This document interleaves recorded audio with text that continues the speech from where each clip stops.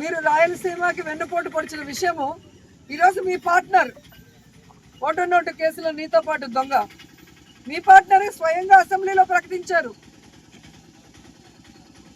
నేను రాయలసీమలో పుట్టాను, రాయలసీమ అంటే నాకు ఇష్టమని ఇంకొకటి చెప్తాడు. Pawan Kalyan deputy CM.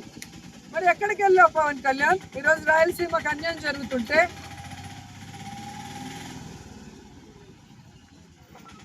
ఈరోజు రాయలసీమకు వెన్నుపోటు పోస్తుంటే చంద్రబాబు నాయుడు గారు ప్రశ్నించకుండా కత్తందిస్తున్నావా?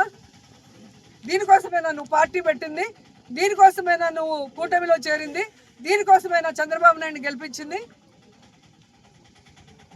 ఇంకా 15 సంవత్సరాలు చంద్రబాబు నాయుడు ముఖ్యమంత్రి చేయడానికి పనిచేస్తూనే ఉంటారు. దేనికి? ఈ రాష్ట్రం అనేది లేకుండా, మ్యాప్లోనే ఆంధ్రప్రదేశ్ అనేది లేకుండా చేయడానికే ఆయనతో జత కలుస్తామని అడుగుతున్నా. మీరు వచ్చింది రాష్ట్రాన్ని బాగు చేయడానికో, రాష్ట్ర ప్రజలకు మంచి చేయడానికో కాదనేది అందరికీ అర్థమవుతుంది.